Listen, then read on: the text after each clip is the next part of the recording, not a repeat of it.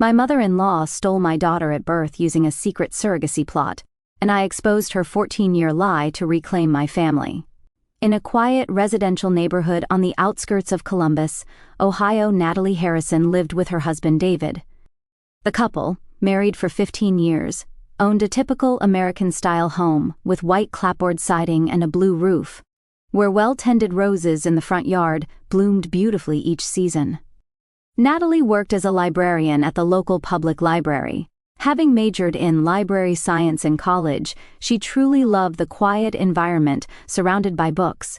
Starting work at 8 each morning, her days at the library were fulfilling. From organizing new acquisitions to recommending books to patrons and reading stories to children, the elderly regular patrons especially cherished Natalie's warm personality and extensive knowledge, and she in turn enjoyed conversations with these life-experienced individuals. Her husband, David, served as sales manager at a mid-sized insurance company downtown. Tall, with brown hair and kind eyes, he was the ideal partner for Natalie. The two had met in college, dated for 6 years before marrying, and understood each other deeply. While David was dedicated to his work, he was a man who valued family, prioritizing time with Natalie on weekends above all else. From early in their marriage, the couple had no children. In their newlywed days, both they and those around them weren't concerned, thinking, "We're still young." But as the years passed, they began to feel unspoken pressure, particularly from David's mother, Margaret. Margaret lived alone 3 blocks away. Since losing her husband 5 years ago, time with her son and daughter-in-law had become increasingly precious. Margaret was a woman who had lived her life as a typical housewife. In her youth, she had been beautiful and social, actively participating in local women's club activities. She took pride in raising David and was genuinely happy about her son's marriage, but she made no attempt to hide her anticipation for grandchildren. While she treated Natalie kindly on the surface, Natalie could sense her mother-in-law's true feelings from the occasional disappointed expressions and the enthusiastic way she talked about friends' grandchildren. Every Sunday afternoon, Natalie and David would visit Margaret's house for dinner together. It was their routine. Margaret was an excellent cook, and her homemade apple pie was especially exquisite. At the dinner table, they would discuss David's work, Natalie's events at the library, and, almost invariably, topics about neighborhood families' children would come up. Margaret would consistently bring up other families' children's achievements, saying things like, "The youngest Johnson boy got into Harvard," or "The Smiths across the street just had twins." Natalie understood her mother-in-law's good intentions, but these conversations gradually became a burden. Around their 5th year of marriage, the couple began fertility treatments. Test results showed no major problems, yet they still couldn't conceive. The treatments were both mentally and physically demanding, particularly difficult for Natalie with the monthly cycle of hope and disappointment.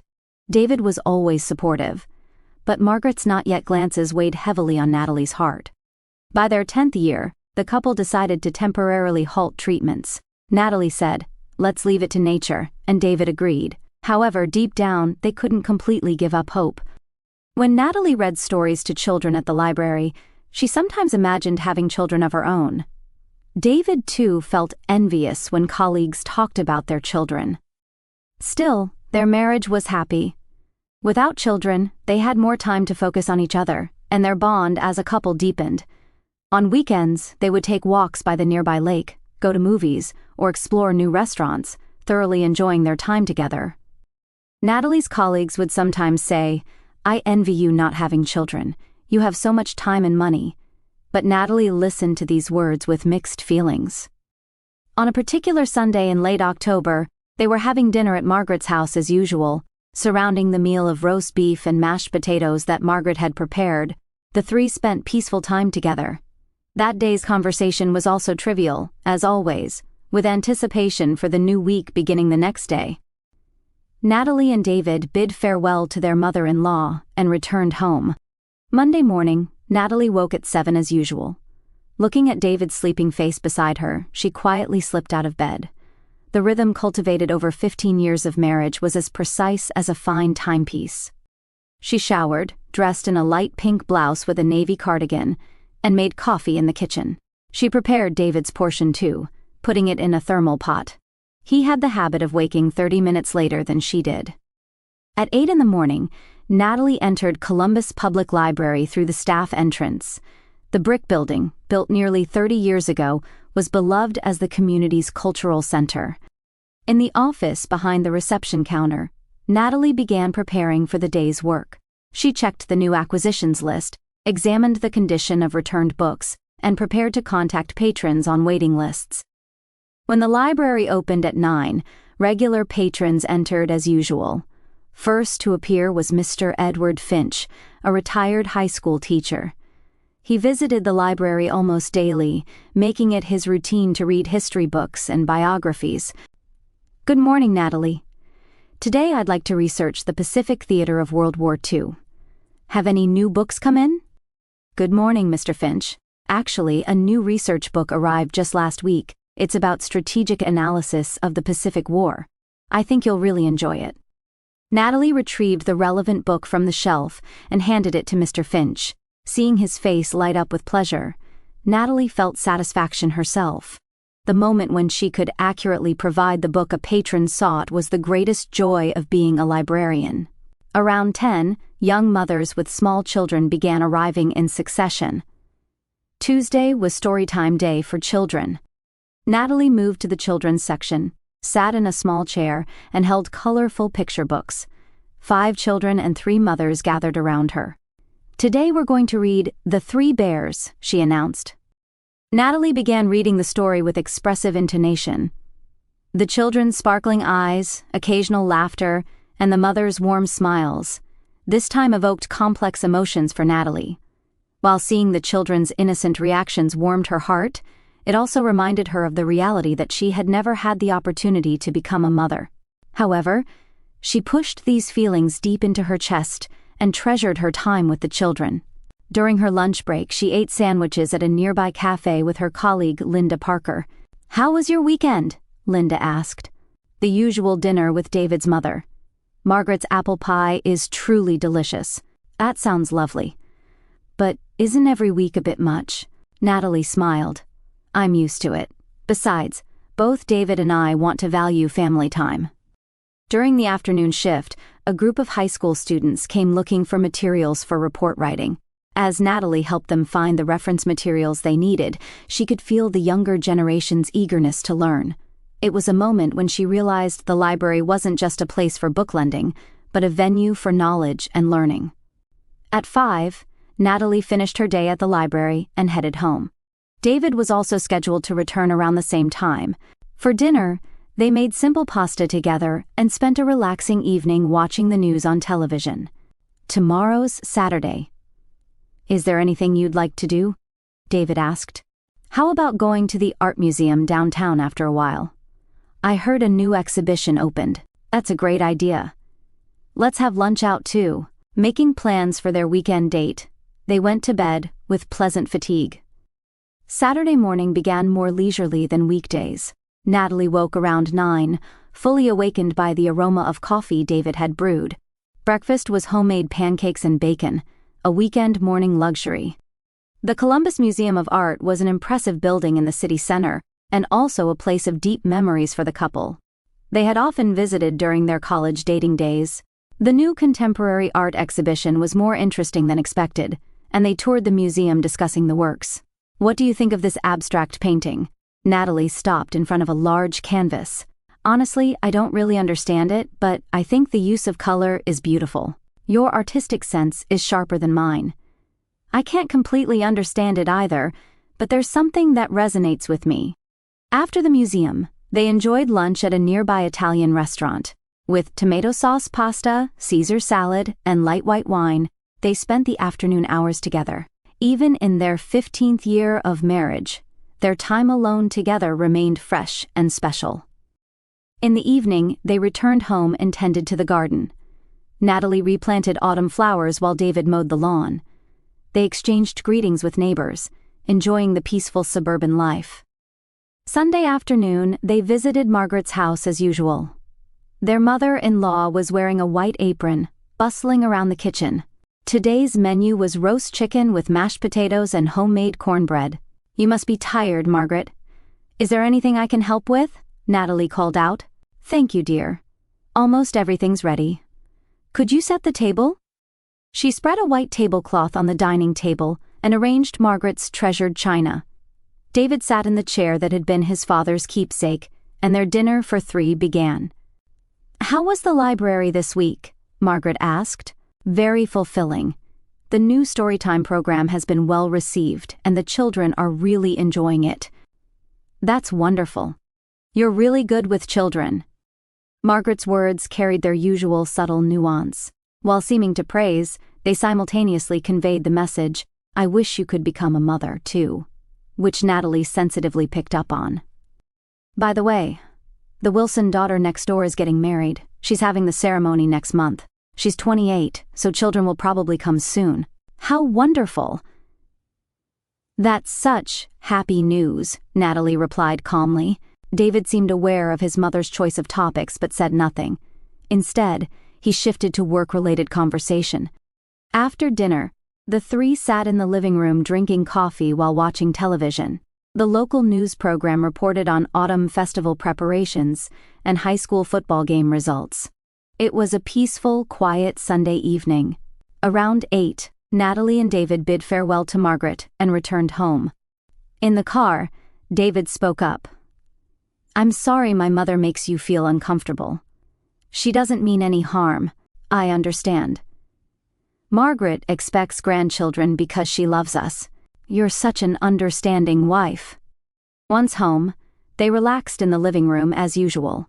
Natalie read a novel she borrowed from the library, while David prepared for the next day's work. They went to bed around 10. Wednesday afternoon at 3, while Natalie was organizing children's books, the phone in the library office rang. Her colleague Linda answered, and after talking for a while, called Natalie with a puzzled expression. Natalie, there's a call for you. It's from the police. Natalie felt her heart skip a beat. She'd never received a phone call from the police in her entire life. She wiped her hands and took the receiver. Yes. This is Natalie Harrison. Mrs. Harrison, this is Detective Johnson from Columbus Police. I apologize for the sudden call, but I have an important matter to discuss. We have a 14-year-old girl in our custody who claims you're her mother. For a moment, Natalie couldn't understand what the caller was saying. I'm sorry, but there must be some mistake. I don't have any children. We thought so too. But the girl knows your name and address accurately. Natalie Elizabeth Harrison. You live at 1247 Maple Street, correct? She felt the blood drain from her face. This didn't seem like a simple mistake. Yes, that's correct. But I truly have never given birth to a child. I understand. Could you come to the police station? If you could meet with the girl, we might be able to figure something out. After hanging up, Natalie called David's workplace with trembling hands. When she explained the situation, David immediately said he would leave work early. An hour later, the couple was in the police station's meeting room. The room was a sterile space with white walls illuminated by fluorescent lights. When Detective Johnson opened the door and entered, a young girl followed behind him. Natalie gasped. The moment she saw the girl's face, she felt as if she were looking in a mirror. Chestnut hair, blue eyes, the shape of her nose, the line of her jaw.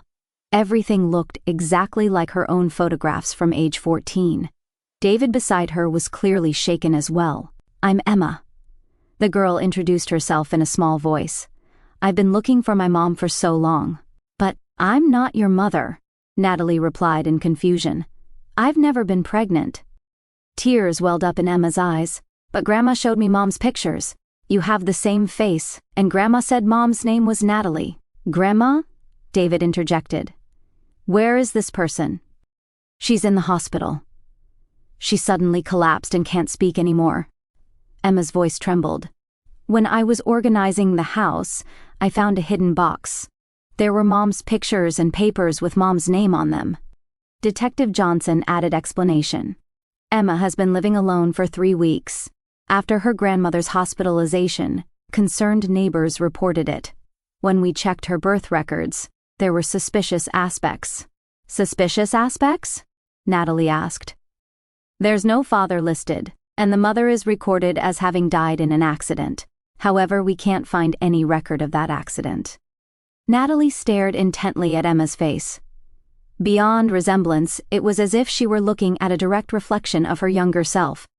However, logically, it was impossible. "Would you be willing to take a DNA test?" Detective Johnson suggested. "That would clarify everything." David squeezed Natalie's hand. "Let's do it. We need to know the truth." The DNA test sample collection was simple. Just swabbing the inside of their cheeks took less than 5 minutes. They were told results would take a week.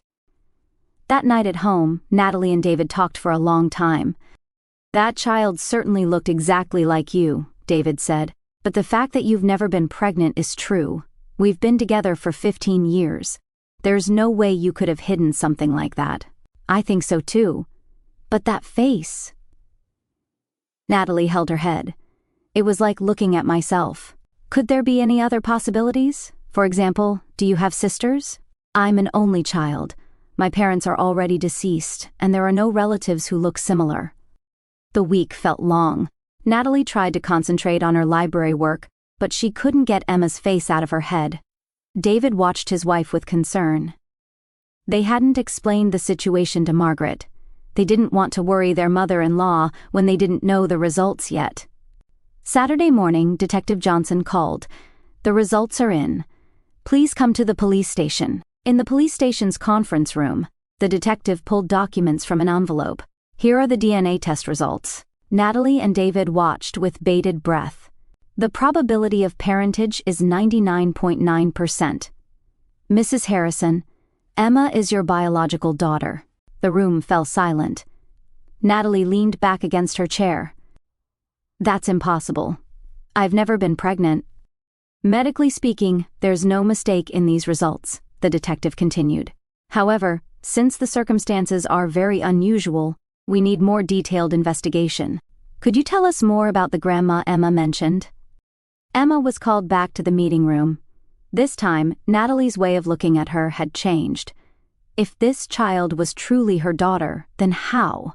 "What was Grandma's name?" Natalie asked gently. "Margaret Harrison," Emma answered. The moment she said it, Natalie and David looked at each other. "That's my mother's name," David said, his face pale. "Grandma was very kind to me, but sometimes she looked sad. She said, 'Your mama became an angel.' But she really knew Mama was alive." In Natalie's mind, various fragments of memory began connecting. The period of fertility treatments 14 years ago. The memory of going to the hospital many times for tests. Margaret often accompanied her. After the tests, there were days when her memory was strangely unclear, days when she felt ill and slept all day. "Emma, you said Grandma showed you my picture. Did she show you anything else?" Emma pulled a crumpled photograph from a small pouch. It was unmistakably Natalie's college photograph. On the back was written Natalie Morgan, age 22. "Do you remember where this picture was taken?" Grandma said, "This is a picture of Mama before she graduated from college." David stood up. "Let's go see my mother right now." Natalie was confused. The DNA test results were certain. Emma truly was her daughter, but she had no memory of ever being pregnant, and Margaret was likely involved somehow. "Detective Johnson, we're going to see my mother-in-law. We'll contact you immediately if we learn anything." The detective nodded. "We'll place Emma in temporary protective custody for now. We need to ensure her safety until the truth is revealed." Emma looked at Natalie. "Mom, don't leave me behind." Those words deeply shook Natalie's heart. This child was certainly her daughter. But how was she born? Why hadn't she known until now? Everything was a mystery. "It's okay, Emma. I'll definitely uncover the truth." Natalie spoke maternal words for the first time. In the car heading to Margaret's house, Natalie and David maintained silence. Neither could anticipate the truth they were about to face. The 3-block distance felt unusually long today. Margaret's house looked the same as always from the outside. The well-maintained front yard, windows with white curtains, a place filled with warm memories of Sunday dinners. But today, everything looked different. Opening the front door with the spare key, the usual silence permeated the house. In the living room was the hidden box Emma had mentioned. The police had already examined it, but the contents had been returned to their original location. When David opened the box, it contained unbelievable items: Natalie's photographs, copies of medical records, and, most shocking of all, papers from a hospital dated 14 years ago. The words "egg retrieval surgery completed" jumped out at her. Natalie nearly collapsed to her knees. "What is this?" Natalie's voice trembled. David examined the papers closely. "There's a clinic name written here, Lakeview Fertility Center, but this is different from the hospital we went to." At the bottom of the box was a letter written in Margaret's handwriting, addressed to Emma. "Dear Emma, if I'm no longer in this world, please read this letter. You have the right to know the truth. Your mother is not dead. Your mother's name is Natalie Harrison." The letter continued. 14 years ago, I was worried that my son and daughter-in-law couldn't have grandchildren. Knowing that Natalie was receiving fertility treatments, I wanted to help her. However, what I did was wrong. Natalie continued reading. The content was beyond imagination. I put sleeping pills in Natalie's drink on the day of her examination. While she was sleeping, I had an acquaintance doctor retrieve her eggs. Those eggs were fertilized with David's sperm and implanted in another woman. David turned pale. "This is criminal. What has my mother done?" The letter reached its core. The woman who became the surrogate agreed for money. After giving birth, she received her payment as promised and disappeared. "I took you in and said nothing to Natalie and David. I also forged records and registered you as someone else's child. Why would she do such a thing?" Natalie continued reading through her tears. "I wanted grandchildren, but seeing that Natalie couldn't get pregnant, I thought I would solve it myself. I was wrong. You had the right to live with your real parents." The letter's end contained words of apology. "Natalie, please forgive me. For my own desires, I stole your daughter from you. David, I also stole your chance to become a father. Emma, you have loving real parents. The only way I can atone for my sin is to reveal the truth." The box contained other documents as evidence: payment records to the surrogate mother, forged birth certificates, and receipts for fees paid to the doctor at the time. Everything showed it had been planned systematically. Natalie sat down on the floor. The fact that she had a daughter for 14 years, the reason Margaret talked about other families' children during weekly dinners, the true meaning behind "I wish you could become a mother too," everything connected. That woman gave birth to a child carrying our genes, received money, and left. Natalie murmured. David was shaking with anger. "My mother deceived us for 14 years. Emma is my daughter too." Just then, they heard the front door open. When they turned in surprise, Detective Johnson was standing there. "Excuse me. We received a call from the hospital about Margaret Harrison's sudden change in condition. She's regained consciousness." The three hurried to the hospital. In the intensive care unit, Margaret lay with an oxygen mask. Her eyes were open, and when she saw Natalie and David, she shed tears. "Natalie, David." Her voice was weak. "You met Emma, didn't you?" "Why did you do such a thing, Margaret?" Natalie approached the bedside. "I wanted grandchildren. I wanted you both to be happy. But it was the wrong way." Margaret coughed. "Emma grew into a beautiful child. She looks just like you. For 14 years we didn't know we had a daughter. Emma also grew up not knowing her real parents." David's voice shook with anger. "I'm sorry, but I loved Emma. I truly loved her." Margaret tried to reach for Natalie's hand. Natalie felt complex emotions: anger, sadness, and regret for the lost 14 years, but at the same time, she felt relief at learning of Emma's existence. "What about the doctor at Lakeview Clinic?" Detective Johnson asked. "His license was revoked." "He died 5 years ago," Margaret answered. "I hid all the evidence, but I wanted Emma to know the truth." A doctor entered and announced the end of visiting hours. Margaret's condition was stable, but complete recovery would be difficult. Leaving the hospital, Natalie leaned on David's arm. "What should we do? Can we get Emma back?" "Let's apply for custody. She's our daughter biologically and legally," David said with determination. "But I haven't done anything as a mother for 14 years. Can I become a mother now?" "You'll be a wonderful mother. I can tell by watching you interact with children at the library." The next day, Natalie and David began legal proceedings. With the DNA test results and Margaret's testimony, they could apply for Emma's custody. Interviews with social workers, court procedures, and confirmation of Emma's own wishes. Emma said without hesitation, "I want to live with Mom and Dad." A month later, Emma officially became Natalie and David's adopted daughter. The 14-year gap couldn't be filled, but the three vowed to cherish their time going forward. Margaret was moved to a care facility, and David visited once a month. While her actions were unforgivable, her love for Emma was genuine. Emma adapted to life with her new family. Natalie continued her library work while treasuring time with her daughter. David also felt the joy of being a father, albeit belatedly. The lost time couldn't be recovered, but with the truth revealed, the three could begin walking forward as a real family. A year later in autumn, Natalie was selecting books with Emma in the library's children's section. Emma, now 15, had grown taller than her mother and was developing into an increasingly beautiful young woman. When the two stood together, anyone could tell they were mother and daughter. "This book looks interesting." Emma picked up a novel about family bonds. "That's an excellent choice. The author is very skilled at depicting family relationships." Natalie smiled. Being able to have natural conversations with her daughter was the most joyful thing of all. The first few months had been difficult.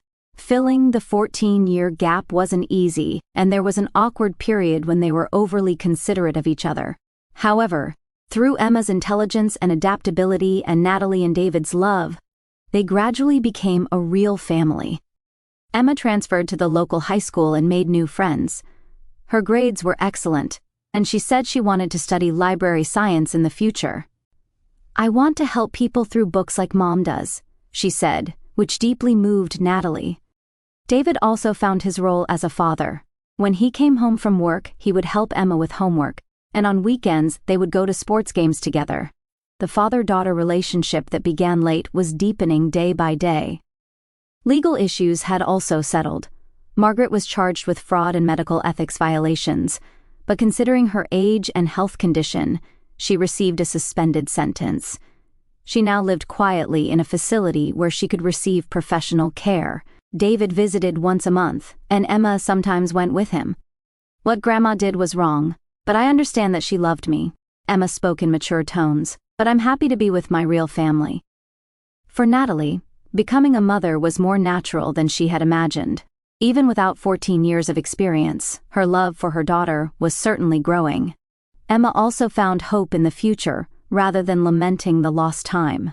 One Sunday afternoon, the three were having a barbecue in the yard. Neighbors had begun saying, "What a lovely family." In the yard, echoing with Emma's laughter, Natalie felt deep satisfaction. "Mom, we're not a normal family, are we?" Emma suddenly said. "No, we certainly didn't become a family through normal circumstances," Natalie answered honestly. "But that's what makes us special. It's like fate brought us together." David looked back while grilling hamburgers. "Having you both here makes me truly happy." That evening, while Emma did homework, Natalie and David talked over wine in the living room. "A year ago, I never could have imagined this," Natalie murmured. "Suddenly being told I had a daughter. But now I can't imagine life without her." David smiled. "Family isn't just about blood relations. Love, trust, and time spent together are what matter most." Outside the window, the autumn wind swayed the trees. Next month would be Emma's 16th birthday. It would be the first birthday they'd celebrate together. Natalie was already thinking about a special present. The crime Margaret committed could never be forgiven. However, it was also true that the three had met as a result. Fate sometimes follows complex and incomprehensible paths. What matters is how we accept the reality we're given and how we live positively going forward. Emma came downstairs, said goodnight, and kissed both parents. An ordinary scene in regular households was a miraculous moment for this family. "Good night, Emma." Natalie hugged her daughter. "I love you." "I love you too, Mom. Dad." After Emma returned to her room, Natalie and David sat holding hands. The lost 14 years couldn't be recovered. but the time ahead stretched infinitely before them. As a family based on true love, the three would walk forward into their new life. Having touched many stories as a librarian, Natalie realized that her own life had also been a story with unexpected developments, and the most beautiful chapter of this story was just beginning.